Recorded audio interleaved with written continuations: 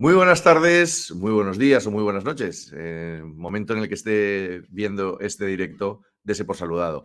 Bienvenidos a una nueva edición de Cuida tus encías en directo, una nueva temporada que arranca en este mes de septiembre y que lo vamos a hacer bajo un tema muy interesante y es la relación que existe entre la enfermedad de nuestras encías, la famosa periodontitis, y el Alzheimer. De ello hablaremos en unos minutos con nuestros expertos, pero antes quiero daros la bienvenida de nuevo a este proyecto de la Fundación de la Sociedad Española de Periodoncia, SEPA, que lo que persigue es divulgar, acercar el mundo de la salud de nuestras encías, la salud gingival, a la sociedad, a los ciudadanos, para que estén ustedes de la mejor manera informados, para que estéis informadas e informados con contenidos de primer nivel y con los mejores profesionales que tenemos en nuestro país. Para todo eso, siempre hacemos mención a esta web que aparece en pantalla, cuidatusencías.es, una web donde permanentemente estamos publicando reportajes, noticias relacionadas con las diferentes áreas de nuestra boca, porque la salud empieza por nuestra boca y hay muchas cosas de las que hablar.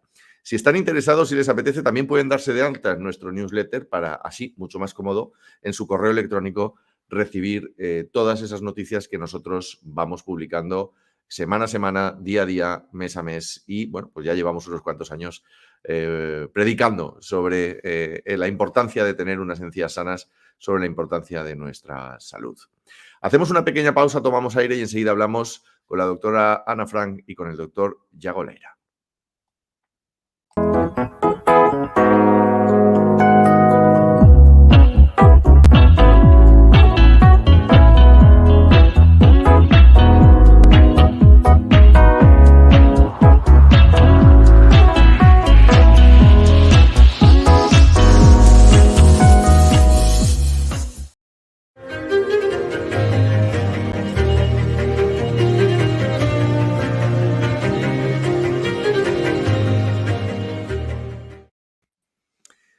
Pues lo dicho, ya están aquí con nosotros la doctora Ana Frank y el doctor Yago Leira. La doctora Ana Frank, que es neuróloga y experta en enfermedad de Alzheimer. Doctora, bienvenida, muy buenas tardes. Hola, muy buenas. Muchísimas gracias por aceptar la invitación de la Fundación CEPA. No, es para mí un honor. Muchas gracias a la Fundación. Uy, que esto se va. Ningún problema, Bueno. ningún problema. El directo son las cosas que tiene. Pero también está con nosotros el doctor Yago Leira, es investigador de la Unidad de Periodoncia de la Universidad de Santiago de Compostela y también del Instituto de Investigación Sanitaria de la misma ciudad de Santiago de Compostela, en Galicia. Yago, doctor Leira, muy buenas tardes, bienvenido. Hola, buenas tardes, Ángel. Para mí es un placer estar aquí con vosotros y sobre todo compartir pues, estos minutos de coloquio con la doctora Ana Frank, que bueno, los dos formamos parte del grupo de estudio de la relación que hay entre la enfermedad periodontal y las enfermedades neurológicas tanto de SEPA como de la Sociedad Española de Neurología, con lo cual para mí es un auténtico placer estar hoy aquí con vosotros. Fenomenal, bienvenidos a los dos.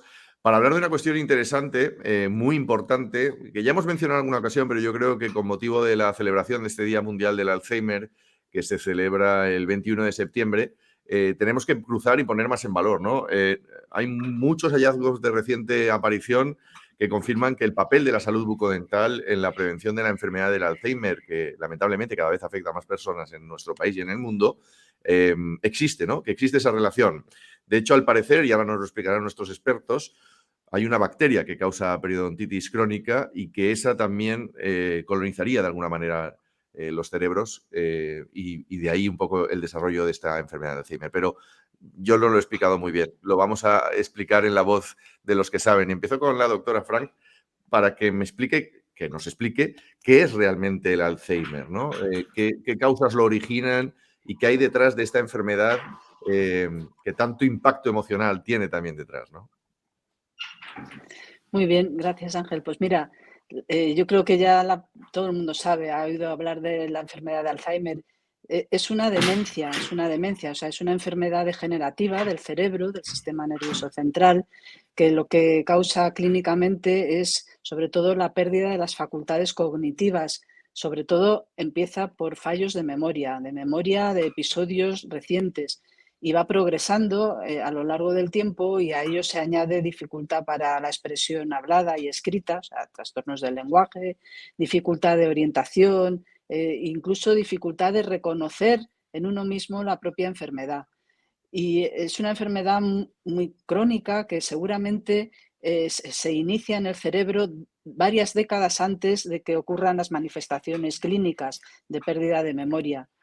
No es la única demencia que existe, pero sí la más frecuente. Aproximadamente de todas las demencias ocurre en las 3/4 partes, es debido a enfermedad de Alzheimer. Y lo cierto es que la causa hasta ahora no se ha logrado averiguar, saber. Lo que sí se sabe es que el envejecimiento, o sea, la edad avanzada, es un factor de riesgo importantísimo. Hay pocas personas que tengan esta enfermedad con menos de 60 años y suelen ser causas genéticas de mutaciones, es muy raro. A partir de los 65 empieza a aumentar la prevalencia y si hiciéramos un corte en la población mayor de 85 años, se podría decir de forma esquemática que casi un 30% de las personas mayores de 85 años podrían padecer la enfermedad. O sea que está muy ligada al envejecimiento. Lo que ocurre es que este factor de riesgo no es modificable. Entonces, bueno, no podemos hacer nada en contra de ello. Y tenemos que ver si hay otros factores que confieren riesgo y que sí seamos capaces de modificar. Y aquí es donde entra precisamente pues, la enfermedad gingival junto con otras enfermedades pues, del corazón, diabetes, hipertensión arterial, dislipemia, hábitos tóxicos como el fumar, el sedentarismo, el exceso de alcohol. Bueno, todos estos factores sí que son modificables. Entonces es muy interesante y muy importante recalcarlo porque eso sí que puede hacer que se prevenga la enfermedad. Doctora, ¿es una enfermedad, no sé si coincide conmigo, que estamos descubriendo hoy todavía? ¿Es una enfermedad de la que sabemos poco todavía? Sabemos poquísimo, o sea, sabemos mucho en cuanto a la evolución clínica, los síntomas que la producen, los estragos, entre comillas, que produce en el entorno familiar, con sobrecarga del cuidador principal, pero realmente, y lo sabemos desde que el doctor Alzheimer a principios del siglo XX describió la enfermedad. De eso sabemos bastante. Pero, ¿cuáles son las causas que originan los daños cerebrales que dan origen a los síntomas? Pues ahí se nos escapa, ahí todavía no lo sabemos. Pensábamos hasta hace 10 años o quizá algo un poquito más, que la clave estaba en unos depósitos de una proteína que se llama amiloide y en una degeneración de las neuronas porque se hiperfosforila, se altera una proteína que se llama tau. Y entonces se pensaba que este depósito de amiloide y esta fosforilación de tau eran la clave y que si podíamos evitar que ello ocurriera, pues, o eliminar esos depósitos, pues que íbamos a poder controlar la enfermedad.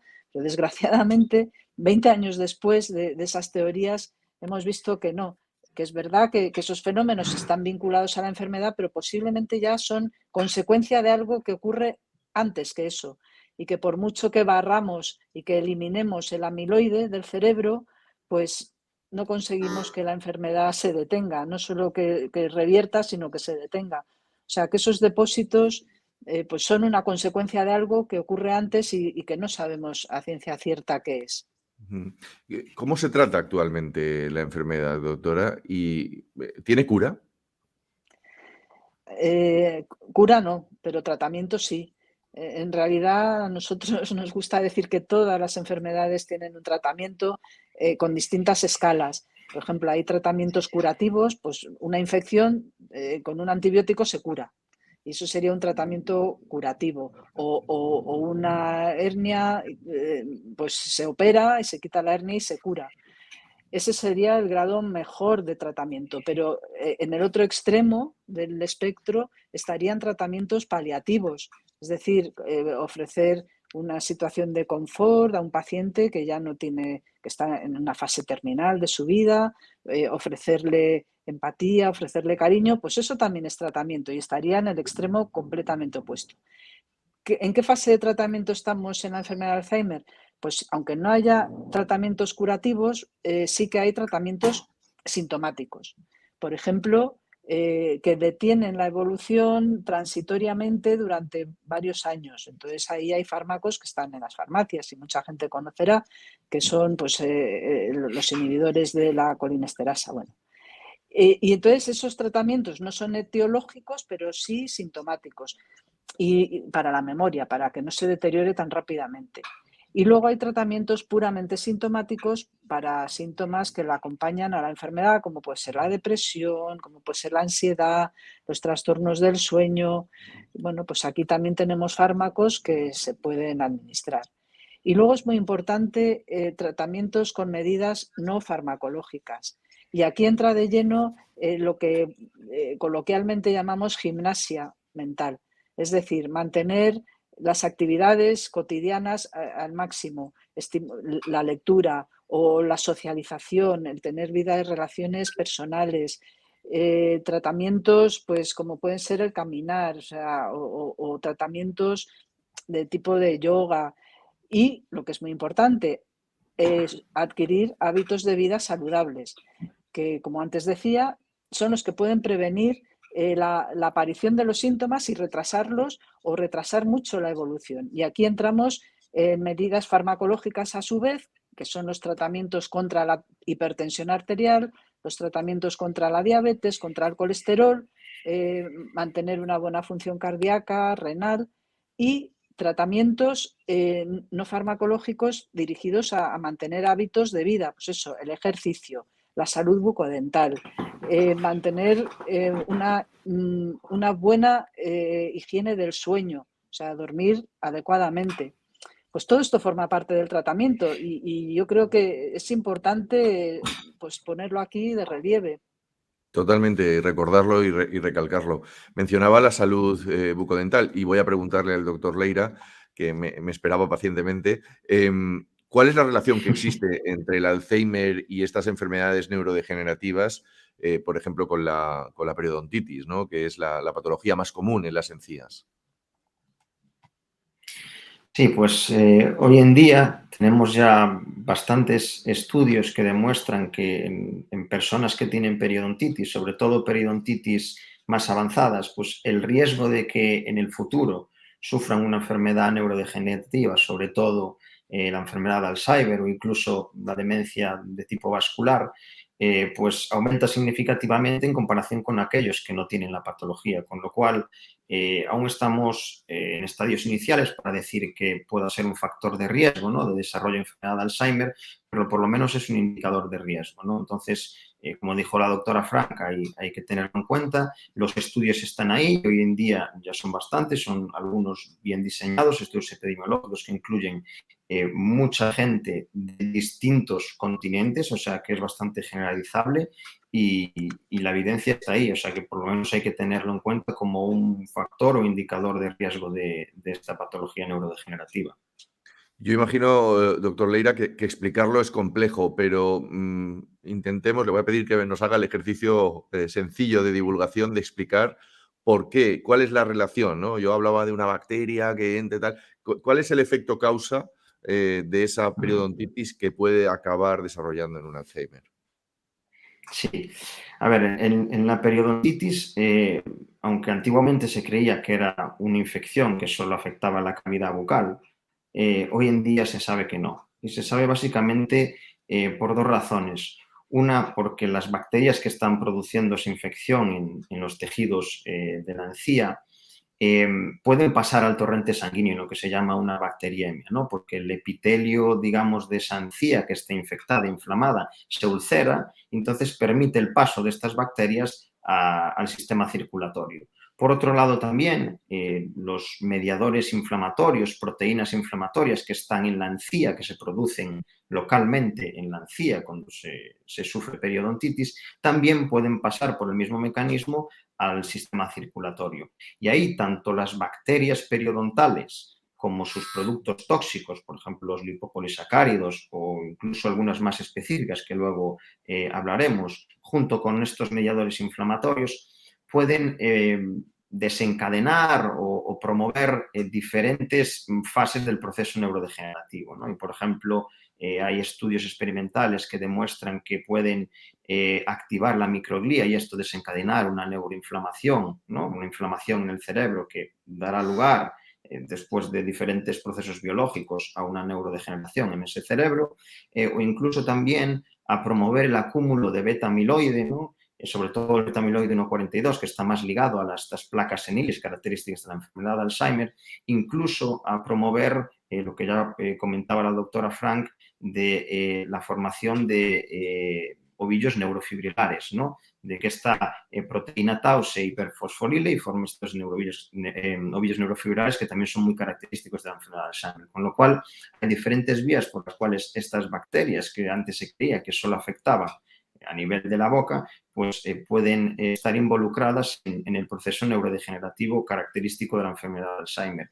Y esto, aunque parezca un poco así raro, sí que se ha visto de que estas bacterias pueden pasar la barrera hematoencefálica, ¿no? Y ahí seguramente esté la clave, que a lo mejor en otros órganos no son capaces, pero tanto las bacterias como estos productos tóxicos son capaces de cruzar esta barrera que protege el cerebro para producir este tipo de procesos biológicos que desencadenarán en el proceso neurodegenerativo característico de este tipo de demencia. Una de esas bacterias es, voy a ver si lo sé leer bien, la Porphyromonas gingivalis. ¿Esta es la clave de todo? Permíteme que te corrija. Porphyromonas gingivalis. Hasta que Disculpa. tenemos confianza y Por sé que no te va a supuesto. sentar mal. Para nada, Que si por no, Dios. que si no Yo estoy aprendiendo, yo seguramente estoy aprendiendo. seguramente mi profesor de biología, de microbiología me reñiría si no la pronuncio bien. Pues mira, la Porphyromonas gingivalis quizás sea la más estudiada, pero no sea la única. ¿Vale? Es la más estudiada porque efectivamente es, digamos, una de las bacterias clave en la periodontitis, ¿no? Casi siempre que encontramos un paciente periodontal, si hacemos un análisis microbiológico, encontraremos esta bacteria, ¿no? Entonces, se ha estudiado bastante su relación con la enfermedad de Alzheimer y sí que hay bastantes estudios, tanto en animales, estudios experimentales, como también estudios en humanos, que demuestran, primero, que esta bacteria puede colonizar el cerebro, ¿vale? Tanto en estudios experimentales en animales modificados genéticamente para que desarrollen la enfermedad de Alzheimer, como en humanos, ¿no? Que habían, por ejemplo, fallecido y que estaban diagnosticados de enfermedad de Alzheimer, se ha encontrado ADN de esta bacteria en el cerebro. También en pacientes que tienen enfermedad de Alzheimer, si se analiza en sangre anticuerpos contra esta bacteria, somos capaces de detectarlos, con lo cual sabemos que la bacteria está ahí en este tipo de pacientes. Además, en estudios en animales y estudios muy importantes y muy referenciados, se ha visto que algunos productos de esta bacteria, sobre todo las gingipaínas, son capaces de promover la formación de beta-amiloide y de fosforilar la proteína tau, ¿no? Sin embargo, también hay buenas noticias, ¿no? En estos estudios y es que hay algún inhibidor contra esta que es porfiromona. Estamos teniendo algún problema con la conexión. Amiloide en el cerebro, incluso de promover o evitar la inflamación, ¿no? En el cerebro. Cual, esta toxina ahora se está estudiando bastante y por ahí hay algo alentador o prometedor para, bueno, pues a lo mejor incluso modificar el curso evolutivo de esta enfermedad neurodegenerativa, ¿no? De la enfermedad de Alzheimer. Le pregunto a la doctora Fran, mientras esperamos recuperar mejor tu conexión, que estamos teniendo ahora un punto un poquito más delicado. Entiendo por lo que dice el doctor Leira que si tenemos muy identificado esa bacteria, podrían trabajar la ciencia en desarrollar nuevos tratamientos más efectivos que los actuales. ¿Cuál sería un poco el escenario, doctora? Bueno, yo creo que indudablemente, claro que podrían diseñarse trabajos de investigación con tratamientos contra esa bacteria, que es la principal productora de las gingivopatías, de las gingivitis, aunque no la única, como ha dicho Yago. Pero eso no quita para que no haya investigación con otras dianas terapéuticas y no es incompatible, o sea, que pueda haber diseños enfocados hacia varios objetivos. Entonces, bueno, indudablemente es un avance y es, bueno, pues un horizonte prometedor, un horizonte positivo y con un cierto optimismo. Pero hay que seguir investigando, como decía antes, el papel de otros factores ambientales entre comillas, quiero decir que no son genéticos, que no son heredados.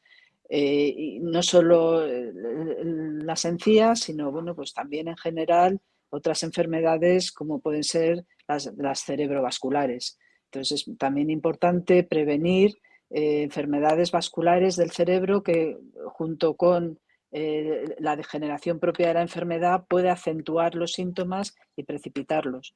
Entonces, bueno, es un conjunto de factores de riesgo entre los que posiblemente la enfermedad periodontal juega un papel relevante.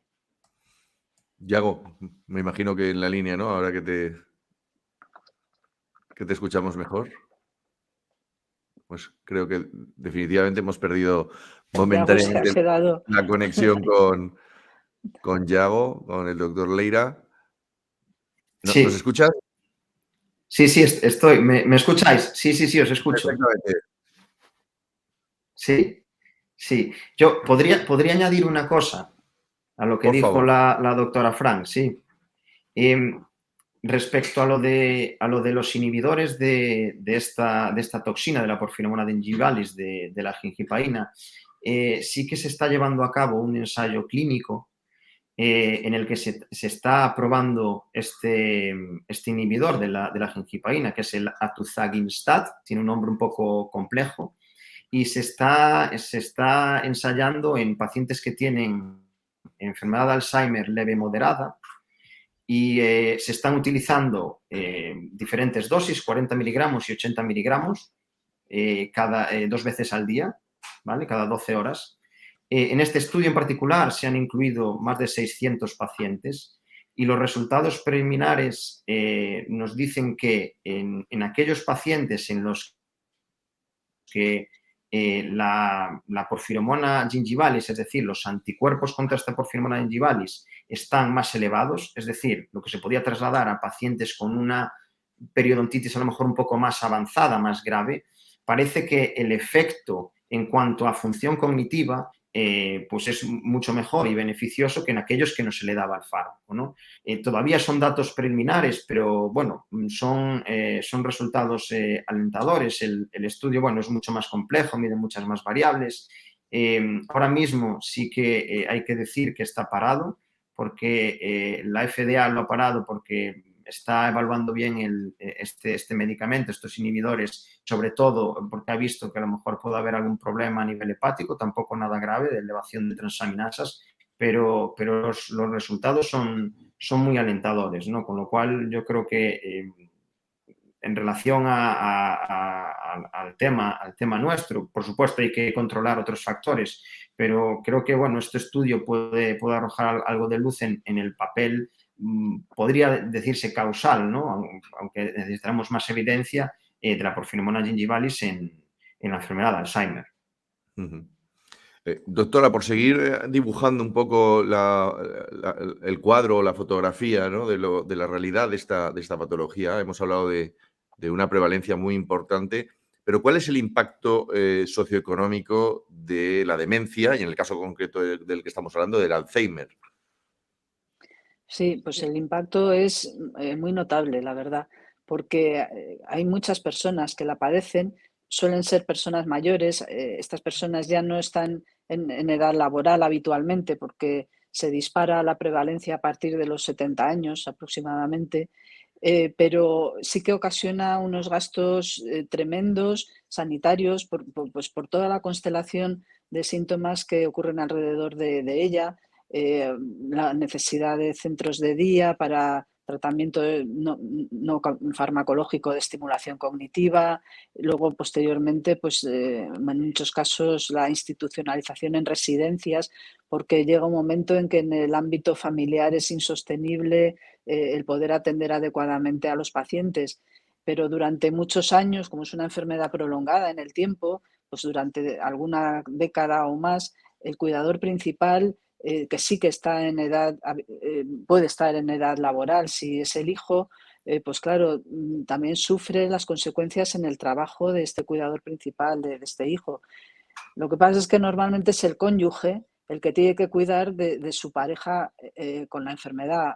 Y entonces el cónyuge, el cuidador principal, si también es anciano, sufre muchísimo pues trastornos de depresión, de ansiedad, lo que se llama sobrecarga del cuidador, lo cual también aumenta el incremento de coste sociosanitario para el propio cuidador. O sea, decimos normalmente que cuando recibimos un paciente con Alzheimer en la consulta estamos recibiendo 2 pacientes a la vez, el propio Correcto. enfermo y su cuidador principal, que no hay que descuidar en absoluto. O sea, que es que los gastos sociosanitarios que se deparan de la enfermedad son importantísimos.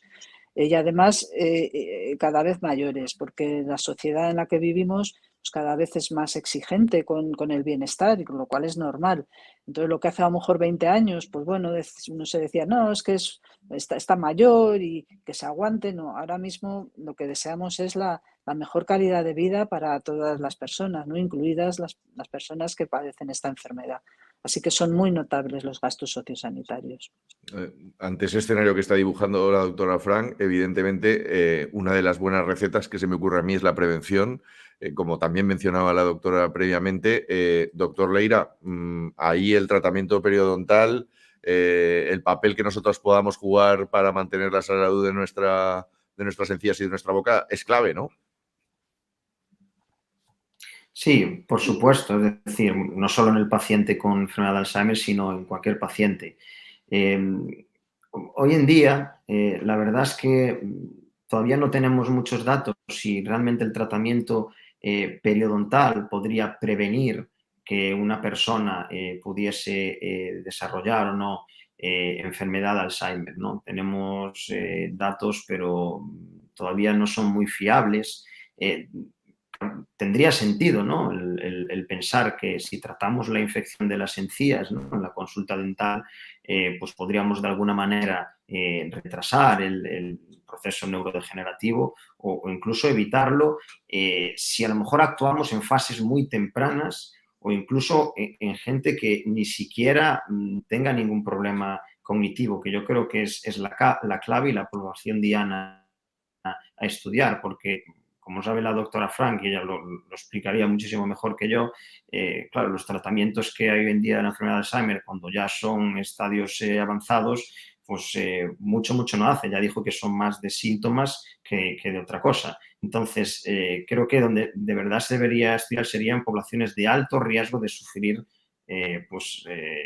demencia de tipo Alzheimer o incluso de tipo vascular, que la doctora Frank lo comentó, ¿no?, que la enfermedad cerebrovascular también puede jugar un papel importante en nuestra relación, y sabemos, y ya tuvimos otro Cuida tus encías sobre la relación entre periodontitis y enfermedad cerebrovascular, con lo cual la prevención está ahí. Y creo que en cuanto antes se realice, pues antes o mejor impacto va a tener en este tipo de población. Doctora, imagino que suscribe este mensaje, ¿no?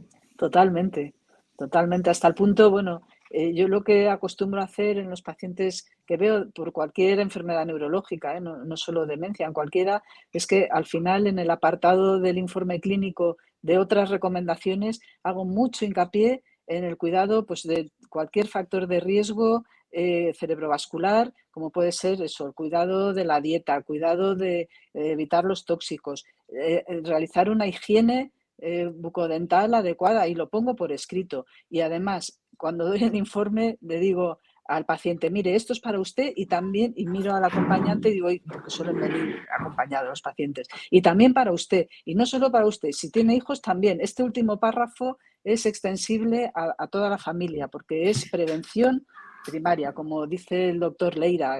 Lo ideal es prevenir. Más en estas enfermedades, que la cura etiológica, la cura de la causa última todavía pues, queda por ser investigada. Entonces, lo ideal es la prevención, totalmente. Doctor, las personas con Alzheimer normalmente suelen tener sus capacidades motoras algo limitadas también, ¿no? Y como comentaba la doctora Frank hace unos minutos, también sus acompañantes. Me gustaría saber si podemos dar o ofrecer algún tipo de consejos para esas personas desde el punto de vista de la salud oral. Es decir, cómo pueden actuar estas personas que puedan tener estas limitaciones o estos problemas, sean pacientes o sean cuidadores de pacientes. Sí, tenemos algunas herramientas, sobre todo pues, de control del acúmulo de placa dental, que al final es la higiene, ¿no?, de la boca, que es lo que va a desencadenar pues, la inflamación de las encías y si se sigue progresando pues, a desarrollar, ¿no?, la periodontitis como tal, que es irreversible. Yo daría algunos consejos muy prácticos y muy clínicos. El primero, el cepillo. Es decir, normalmente la gente se cepilla con un cepillo manual normal, ¿no? En estas personas seguramente estaría indicado recetar un cepillo eléctrico, ¿no? Porque aunque sí que es verdad que hay que colocarlo de determinada manera, pues hace su movimiento y ayuda mucho en pacientes que les cuesta el mover la mano, ¿no? También existen cepillos que tienen agarres o formas pues que se pueden adaptar a cada paciente, ¿no? Incluso se pueden hacer moldes para los pacientes para que ellos puedan agarrarlos de tal manera que puedan cepillarse de manera correcta. Además, en estas personas yo recomendaría a sus cuidadores o a los propios pacientes que se ayuden de algún método coadyuvante, ¿no? Nosotros tenemos, por ejemplo, colutorios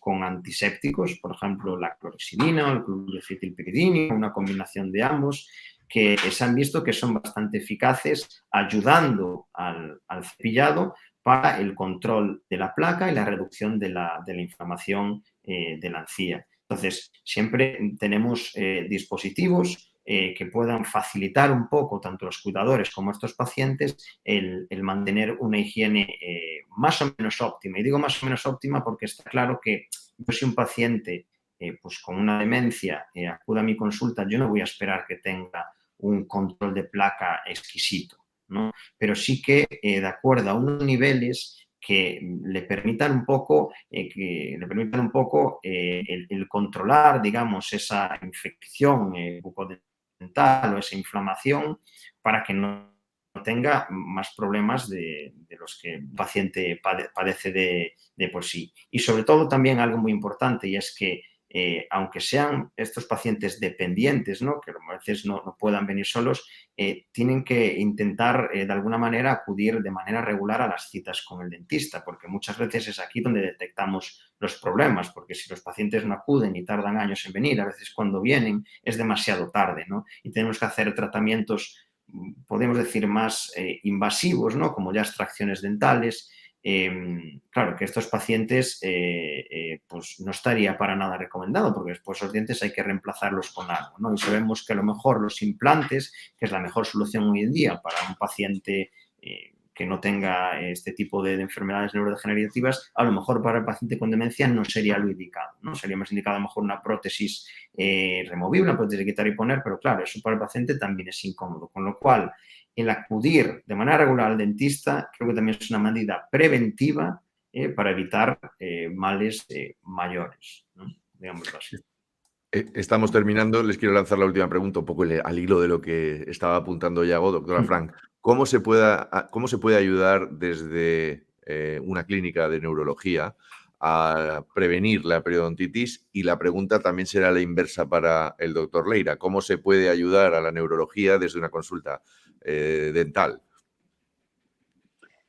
Bueno, yo creo que lo que hay que hacer es hablar con los pacientes y con sus familiares y explicarles que esto es un factor de riesgo, que seguramente les sorprenda al principio, pero una breve explicación como la que ha dicho el doctor Leira, de que las infecciones de las encías van más allá de la boca porque pueden pasar a la sangre y puede llegar al cerebro, simplemente diciendo esto a nivel divulgativo, esta información sería el motivo para el que los pacientes y sus familiares se laven bien los dientes y mantengan una buena salud bucodental y vayan al dentista, se lo recomendamos, pues que vayan al dentista al menos 2 veces al año, yo no sé, quizá más, pero yo con que fueran 2 veces al año y se lavaran los dientes después de cada comida o al menos 2 veces al día, pues eso sería de mínimos y es fácil hacerlo, o sea, es fácil hablar con Ganaríamos ellos mucho, sí.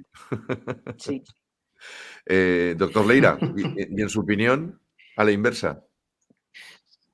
Sí, pues yo suscribo las palabras de la doctora Ana Frank. Es decir, para mí lo principal es la información. Es decir, informar al paciente de que esto existe, de que esta relación existe, intentar explicarle de la manera más breve y concisa de qué se trata.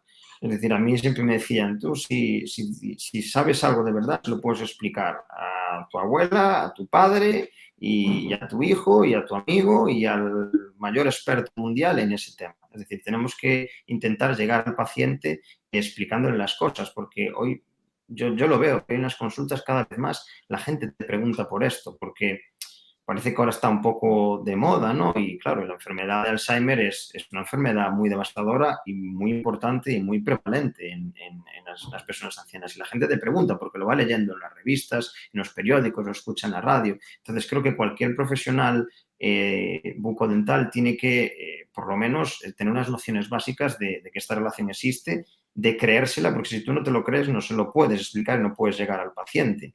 Y, intentar que de alguna manera se conciencien. Después hay otras cosas, pero esto ya es un poco más personal mío y desde un punto a lo mejor más investigador, y es que, y no es muy descabellado ni cuesta mucho, aunque parezca un poco rollo al principio, y es a lo mejor administrar cuestionarios a los pacientes que tenemos nosotros en la consulta dental. Hay cuestionarios muy sencillos, de preguntas muy simples, en las que a lo mejor, de acuerdo a una puntuación, puedes sospechar que ese paciente tenga algún tipo de problema cognitivo.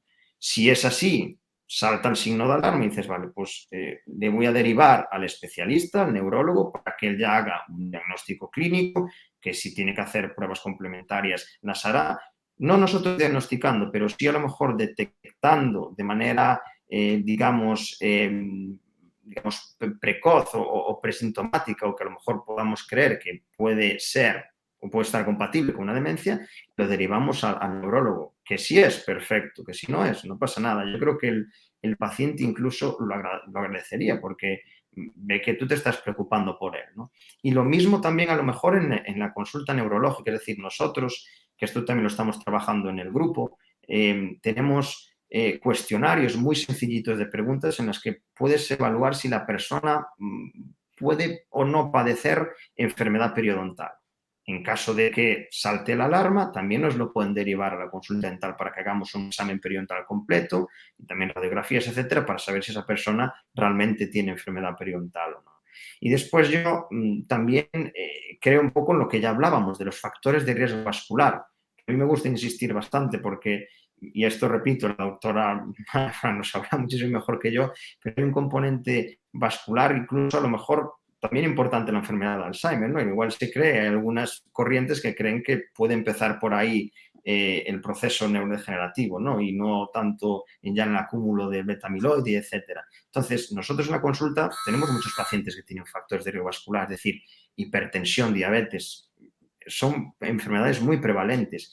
Y nosotros sabemos que al tratar la enfermedad periodontal en estos pacientes podemos mejorar parámetros de control metabólico, como la hemoglobina glicosilada, que somos capaces de reducirla, incluso reducir la presión arterial, con lo cual podemos actuar a ese nivel y a un nivel sería más de prevención de que esas personas en el futuro podrían desarrollar una enfermedad de Alzheimer o a lo mejor una enfermedad cerebrovascular que vaya a dar lugar, ¿no?, a una demencia vascular.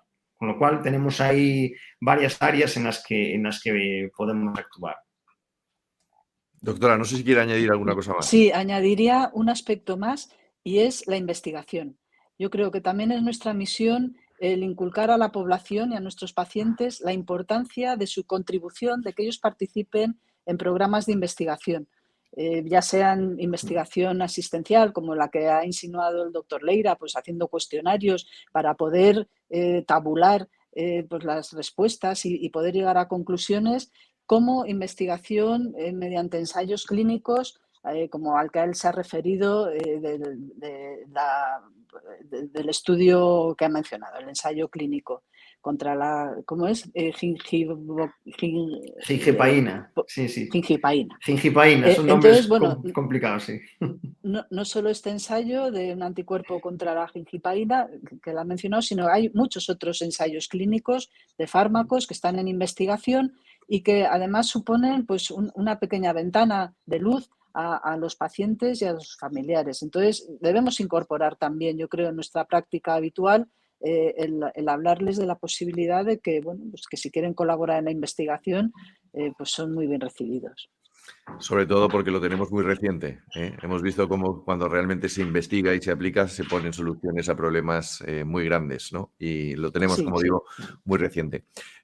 sí. Doctora Frank, doctor Leira, muchísimas gracias a los dos por este ejercicio de divulgación, por explicarnos la importancia que tiene la salud de nuestras encías, por explicarnos realmente qué es lo que está pasando con el Alzheimer en nuestra sociedad. Y les agradezco muchísimo que hayan tenido unos minutos para nosotros. Les mando un fuerte abrazo. Muchas gracias. Muchas gracias, Ángel. Y gracias, Ana. Muchas gracias. Placer. Igualmente, Yago. Hasta la próxima. Sí.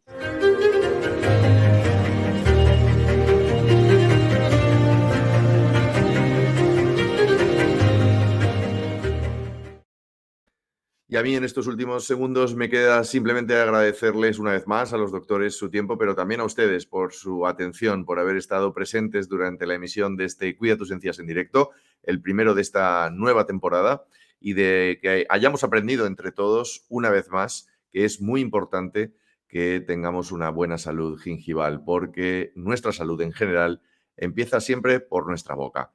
Les espero la semana que viene con un nuevo contenido. Les mando un fuerte abrazo. Muchas gracias por su atención.